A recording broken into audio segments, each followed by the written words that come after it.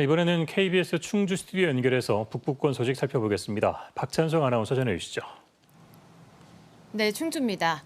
장애인 재활시설에 입소한 한 장애인이 몸에 피멍이 들고 갈비뼈가 부러지는 등 폭행을 당한 사실이 드러났습니다. 그런데 이 장애인을 폭행한 사람, 다름 아닌 장애인들의 생활을 돕는 사회복지사였습니다. 단독 보도 조진영 기자입니다. 한쪽 가슴이 보랏빛으로 멍들었고 팔과 배에 피멍 자국이 선명합니다. 충북 충주의 한 재활시설에서 생활하던 장애인이 지난달 누군가에게 맞은 흔적입니다. 갈비뼈 2개가 부러졌고 전치 8주 진단을 받았습니다. 너무 충격이었죠. 몸도 워낙 약한 데다가 그냥 드러나지 않는 안에가 어떻게 됐는지 모르지만 이 멍이 들었다는 그 자체로 놀래갖고서.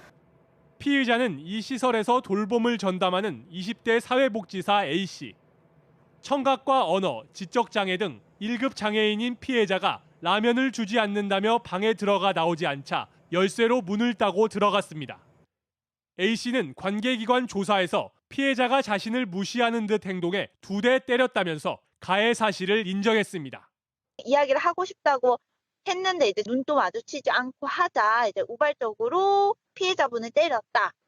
사건 당시 복도에 있던 다른 직원은 문이 닫혀 있어 폭행 사실을 몰랐다고 진술한 것으로 확인됐습니다. 재활시설은 사건 발생 이틀이 지나서야 가족에게 다친 사실을 알리고 피해자를 병원에 데려갔습니다. 목욕 지원할 때 저희 직원이 먼저 저 인지를 했습니다. 무리 없이 생활을 했다고 해가지고 이제 응급상은 아닌 걸로 판단을 했고. 경찰은 피해자를 때린 사회복지사를 장애인복지법 위반 혐의로 입건하고 해당 시설에 관리 책임이 있는지 확인하고 있습니다. KBS 뉴스 조진영입니다. 최근 충북 북부지방에 내린 집중호우로 충주에 많은 부유물이 유입됐습니다. 한국수자원공사 충주권 지사에 따르면 지난주 이후 충북 북부권에 많은 비가 내리면서 부유물 15,000세제곱미터가 충주호에 유입됐습니다. 수자원공사는 지난 13일부터 수거에 나서 수면에 떠 있는 부유물을 선박과 그물을 이용해 옥순대교 주변에 모아놓은 상태입니다. 수자원공사는 부유물을 수거해 처리하기까지는 2주가량 더 소요될 것으로 전망하고 있습니다. 충주시가 영케어러 지원 사업을 시작합니다. 영케어러는 장애, 질병 등의 어려움을 지닌 가족, 친척을 직접 돌보는 10대에서 만 39세 이하의 청소년, 청년을 말하는데요. 충주 종합사회복지관은 영케어러 20명을 선정해 간병에 사용할 수 있는 가족 돌봄비 등 모두 305만 원을 지원할 방침입니다.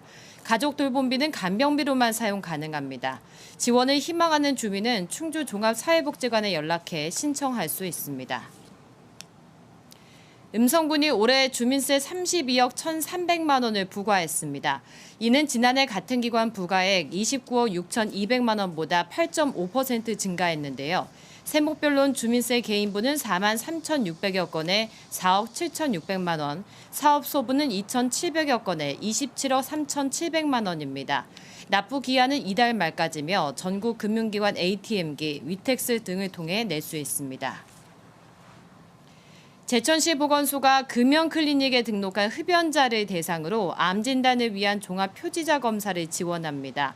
검사 항목은 폐암과 간암, 대장암과 위암 등으로 검사는 지역 내 위탁 의료기관 3곳에서 무료로 받을 수 있습니다.